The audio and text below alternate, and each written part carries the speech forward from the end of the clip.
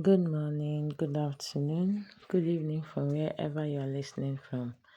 My name is Chibezu Choma Juliet, and this is the second episode to the story of my life. Okay, from where I stopped the last time when I made a decision that I thought was the best, but maybe it wasn't the best, but as at that time it was. So, because of what I was going through in the hands of my uncle and auntie, the constant problems and fears, like I virtually lived in fear. I was afraid of everybody. Whenever my uncle is coming back, my heart would literally jump into my stomach. I would like I would be so afraid that I'll be like I don't know what they might have complained to him. What is he going to summon me for? So all those things. So I became very afraid of so many people. And there was no peace. All of my life, all I ever valued was my peace of mind. So with all the things that was happening, the constant reminding me of my late parents, speaking ill of them.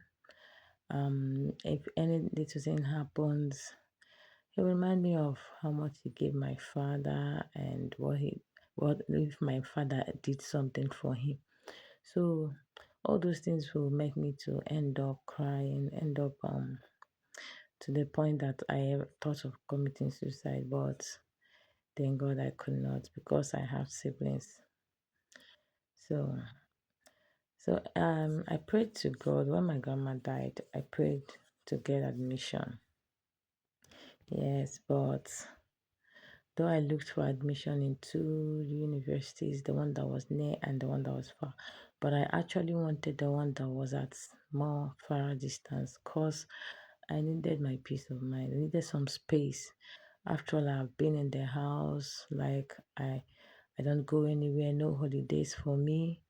I was just stuck. I will just stay there. They will go out, go for Mongo, go for holidays. The children will go for holiday, but me, there was no leave for me, no transfer. So I was just stuck one place. Now, when I was looking for admission, my uncle also, like, he actually, like, I don't know, he kept on postponing. There was something I was supposed to do in that school, and he kept on postponing it till when I finally went. I was told that the registration has stopped, that they just finished the day before I came. And I stood there and I wept. I felt so bad. So, but finally, I got admission into the one that was close, that I had to go to school, I had to go to the university from house. So it means that what was going on never stopped. It continued, even though I had to go to school, come back. So, um, I know that I am not the best, but like I literally tried my best as a child. I would try my best, and but I will be like they will end up calling me the things that they were like the words they were supposed to use for their children. They will use it on me. I will walk and they will take the glory. I was just not appreciated, but always received constant criticisms, and so there was no joy, there was no happiness in that house. Yes, as when it comes to feeding, they fed me well. That was not a problem. But feeding is not everything a child needs. I didn't enjoy the peace of mind. Maybe after eating the food, one problem or the other would take it away from me. So for example, my uncle's eldest daughter, like she she's senior my younger brother, but in the house almost the chores will be more of me, my brother, and one of my auntie's late sister's daughter. So it came to the point that I told my cousin sister that like she doesn't do nothing. And she was and I said that maybe I'll see if when we leave the house she will not do anything. She was like, yes, that when we leave the house, she will not do those things, which means it was intentional. Like in the morning, we'll be woken up to start doing things, and they will not wake their children up. So like there was some little I was seeing the discriminations. So and I felt bad about those things as a child. You know, we at sometimes we think that we have really grown past our childhood traumas and feelings hurt, but and we are forced to become adults, and so we think we've actually healed from those things, but we've not. So all those experiences shaped it has a way of shaping our adulthood. So with all the things that were happening then, it's like there was no peace. It came to a point where that my uncle, the one that was actually taking care of our education, that one that any little thing that happens, they will call him, call the wife to complain about me and my brother, but they will never call them to complain about their own children. And then my uncle was like, these children, they have no other parents. And you could actually, if you know the way you handle your own children's issue, handle their own issues like that, but they will not. So any little thing that happen, the whole family will hear it. Everybody will hear it, and in fact, the villagers will hear it because the villagers will gather for us. And I hate that. That was not what I wanted ever. So all I now thought was how to just leave for my peace of mind. And then I thought that marriage would be an escape route. Though even this thought came to me when my grandma was still alive. Because with it was like sometimes my uncle would be like, "Are you happy that I am bringing their heads together, like his head and that of his brother?" Or my grandma then, who was my advocate, my mouthpiece, it would be like I was causing problems for them, and that was never what I wanted. So I thought this thought even came when my grandma was alive, and I wanted thought that marriage would be an escape. That was now when I was vulnerable to a guy, and he took advantage of that. Promised me he will marry me, and then took advantage of me and started misbehaving. That was how it ended. So now then I had another relationship, and I was like no sex, and I don't know that I was hurt, I was broken, and I was like, God. And because, yes, I am somebody that I love God all my life, but I love God in a broken way. I love Him without truly knowing um how to love Him. Do I really even know how to love myself? So that was how I went through that relationship without sex, and he was not really serious with me until then this happened, and this guy came into my life, and he came like an angel. He came like a God sent. He was like everything, like the peace I was looking for, the closure, the you know, keeping me company, everything. So I felt like, this is a dream come true. I wanted to get married, even though that then I was in the university. That was my first year. Then um, he was like him too. He wanted to marry me. He promised me. He promised that he could see me through school. So he wanted to get married to me, and so he got a plan so that I will get pregnant, so that nothing will stop me. Because especially that my uncle, the one that was training me in school, he can never allow me to get married. So just look at me. I didn't even think of the implication of what that could do to my uncle. But all I wanted was I didn't have any peace. I was always in chaos in the house. I was always feeling bad, always crying, always feeling. So I just wanted all I wanted was my peace. So even though that, okay, that that was how I got pregnant, and even my auntie, that's my uncle's wife, found out. She was like, "It's like you did this intentionally. You weren't sorry that you're pregnant and you're getting married at this age." So I was literally forced into marriage, early marriage, though not that early. I was 22 then. So that was how I got married. Like I got pregnant, and my husband came with his eldest brother and uncle.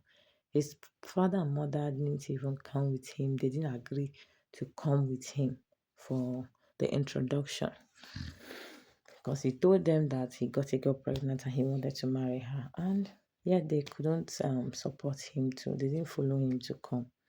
But that was how he came and he did the introduction, came again and collected list, and that was it. That was the end of it. And there was no marriage rites, no traditional wedding, no white wedding, no court wedding, not no wedding at all. And I was in the university then, and at that time I was already pregnant. So I carried my pregnancy all through. I finished um carried my pregnancy to school, even though that I never um invited my classmates for traditional wedding and all those things. But I didn't even feel so bad about that because that was not even my main problem. My problem was where I would stay and have peace of mind. Because even after that, I had small issue with my uncle, and he was like, I'm going to suffer in that marriage. I'm going to do it. I told him that. Okay, he said that I'm going to go hungry in that marriage. I was like, even if I had to drink Gary, and have peace of mind. That it is better for me to than to eat chicken, eat very good food and still not have peace of mind. And so because everything in that house we always problem. So that was how I left the house and I went and started staying with my husband. So I would go to school from my husband's place, and sometimes, okay, it got to a point I had to, find a place to stay to go to school. So, but when I went to my husband's family, even when we were dating, I met his father, I met his mother. They are Christian family, and I was so happy that I was going into a godly family because, seeing my father serve God, taking us to church, doing the things of God, all those things. So those habits, those things were in me. So when I saw them, I was so happy. I was like, yes, I'm going into a Christian family. And another thing, I went into a family of like um I prayed. I was really happy that my husband's father and mother are alive. That was me. I was still looking for a father and mother in people. So and this family they have only one daughter, 6 boys, one girl. And I was like, God, I'm going to be the second daughter in this family. All those things. Nobody actually hurts me. It was my expectations that hurts me. I expected a lot as a child, as an orphan.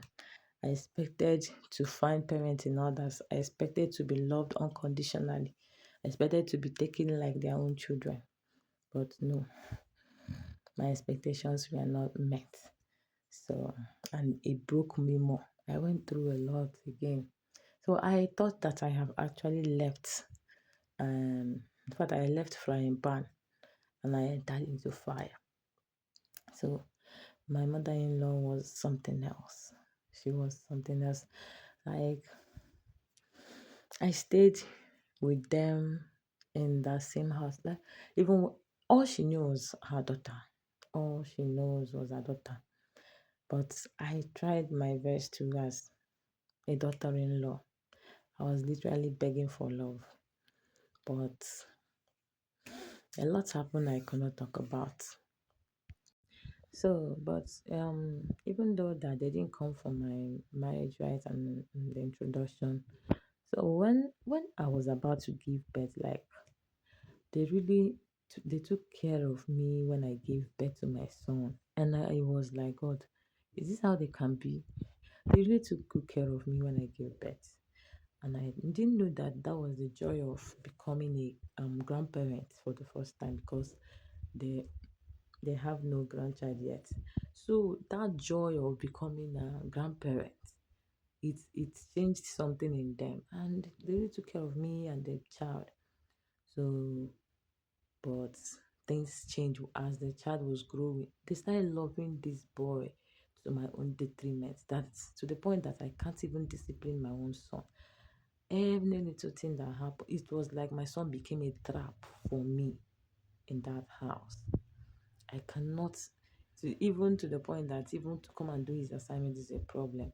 They will always diminish me. They will always make me feel less in front of my son. They will always insult me in front of my son. So now, when he does something bad, he will run to them. When he does something, um, when he's supposed to come and maybe do his assignment, and I am calling him, come on, he will run to them. And my father-in-law will be like, you that finished your school, what are you doing, this or that? So because we are in the same house, so that was how the problem was going on in that family. And okay, my husband's eldest brother later brought in his own wife, just the same way I came. And that was how we were staying in the same house. And most times, both of us will stay there, we'll have problems, and I will complain to my mother in law. And instead of her to settle it for us, she'll be like, if she do this, like do the same. And that is how we will stay down. We will quarrel for over 1 month. Nobody will make peace between me and her. Rather, they'll be adding more fire to it. So until maybe I will receive sense and we will settle. So, like we will stay in that same house, a man of God and woman of God, and we will quarrel for over a month, and nobody will make peace for us. But I don't know, they will go outside and they will make peace for others. Then, but it wasn't only on my own, my case and my sister-in-law. Even with her own children, my mother-in-law, I experienced this thing that even if her own children have issues, and one person come to complain to her, she will support that one. And when the other came also and complained to her, she will also support that one, and they will be against the other person. Instead of calling both of them, to settle matters between them, and that will be all. She will support that one that came and destroy the other person. So there, I started seeing that there was no peace in that home, and there was so much. My mother-in-law was somebody that she was so stingy. I stayed in that house. Even whenever I'm going back to school, she doesn't give me anything. Anything she doesn't. It's only maybe sometimes my father-in-law will give me and my husband. So it's only her daughter that she knows. It's only her children that she knows. So so it got to a point because of the problems that were happening between me and them concerning my own son, concerning my own child. It got to a point when I gave birth to my second son, that time I was not going to church because I worship with them.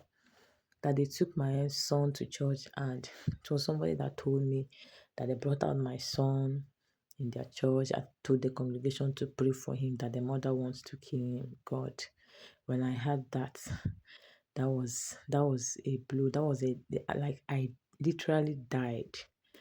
I lost my mind. I was like, how? What? On what ground?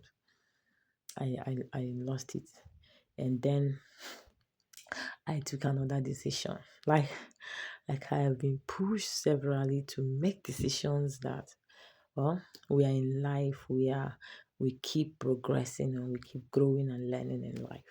So after hearing that, I really lost it.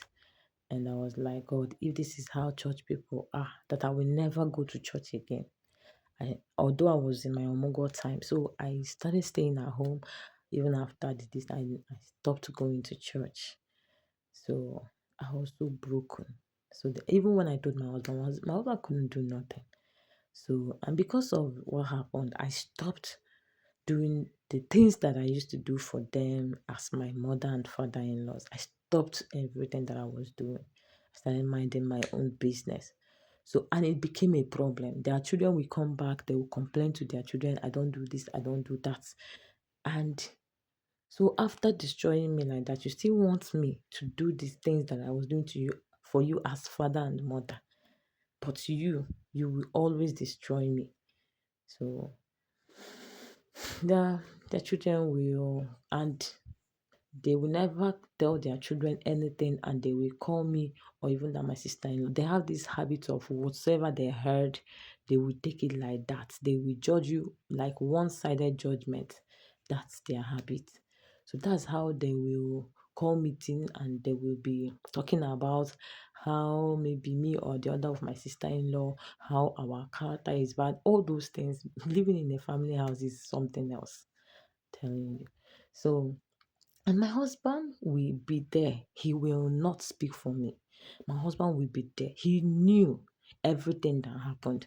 And my husband will not cover up for me. And it's maybe if I managed to hear what they were saying in the meeting, or maybe they raised their voice and they were shouting. So that was what I would be like, my husband, you know everything that happened. How is it that you can't speak for me? You can't even cover up for me. So he said he doesn't have money, and since you don't have money, if you talk, nobody will hear you. So I was like, so because of money, that's why you will not speak. So I didn't know. I didn't know that this is a story for another day. So he's the black sheep of his family. Um, so that was it. So many problems. It continued in that house, a lot that I couldn't remember. So because um even though that I started staying at home, it got to a point because of my relationship with God, the Holy Spirit will minister to me instead of staying at home, change church. So now I changed church, and it became another problem in that it became a war. Your father-in-law and your mother-in-law, they own a church, and you are going to another church. But what do you expect of me to still follow you to your church after killing me, after destroying me? So that was another war in the house. That was a problem. So even later that my sister-in-law joined me, the wife of my husband's eldest brother. So we now started worshiping in another church, and that was a very big problem. So even when, although we are still in the same house, we had issue again, and rather than settle for us, they will always add fire to it. But that pastor, where we now changed church to, that pastor was like, I don't know how he heard it that we're having issues and we're worshiping in his church. He left the occasion that he was supposed to go, and he said he will settle that case that day. And he really settled it. So I was like, God, if so, another pastor can also be like this. So it's made me to continue going to that church. So even between my two sons, because by then I've given birth to another son, my first son will never spend time with his second brother. A lot, I don't know, a lot happened in that house. They were trying to put in between my children that spirit of discrimination. They love my first son, and so, and that is how their own, I didn't know it's a pattern, Sha. It's a pattern. So just like how their own first son was loved by their own parents, that they loved their first grandchild so badly that to the detriment of others. So that was the kind of thing they were. So I was seeing discrimination to the point that even my first son was avoiding, cannot even come and spend time with his brother. So that spirit of discrimination was being put in him at that early stage. So even my son like this started hating me, started saying all sort of things at his young age, that his son cannot say to his mother or father. So it got so for example, there was this day that my son used matches to burn something broom that was on top of the one can, and the thing caught fire. And so I was like trying to discipline myself for doing that. And my father-in-law was asking who kept matches. Where did you keep matches? I was like, okay, even if yes, I kept matches where his hand reached, that was a mistake. You blame me for my own mistake, and you also blame him for doing something bad so that he will not repeat it again. So instead of my father-in-law to discipline my son or allow me discipline him, he embraced him, and so my son doesn't see anything wrong with doing something bad. And even to the point of he took me to the station for me to go and write on the letter of undertaking. I'll be what that if anything happens to my son, God, things that could not be heard. That was what, just because I wanted to discipline myself for doing something bad. I took the blame. I kept it at a wrong place because he is still young. I'm not supposed to keep the matches where his hand could reach. But then I made the mistake, and I accept the blame. Then him on his other side, he needs to also take the blame for doing that so that he doesn't repeat it again. But rather than disciplining my son or blaming him for doing something bad so that he doesn't repeat again, he embraced him, cuddled him. So it was like my son was a trap for me in the house. I went through a lot that I can't talk about. So that house became a hell of a place for me again. So it got to a point my husband left the village to the town, and he was now staying there. I was only the one staying at the village. So and things were so hard for us. So things were so bad for us that even feeding was a problem.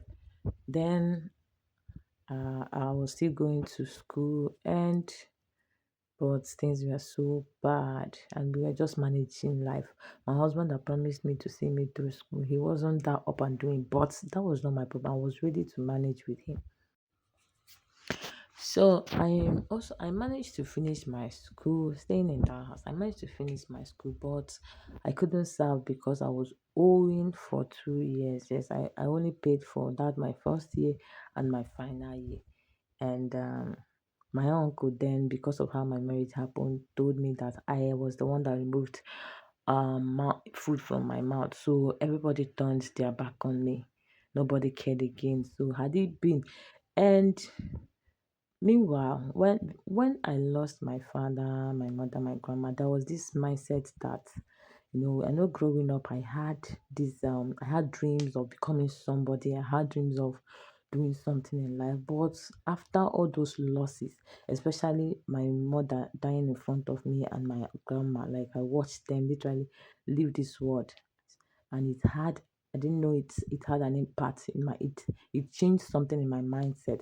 So I had this mindset that if that was how life was, that anybody could die at any time, there was no point in me stressing my life over things. So I became a laissez-faire somebody. I don't really see life as something serious, and I started like existing rather than living. So I finished my school, and I couldn't serve because I was owing and nobody cared. No family members was like, have you finished your school?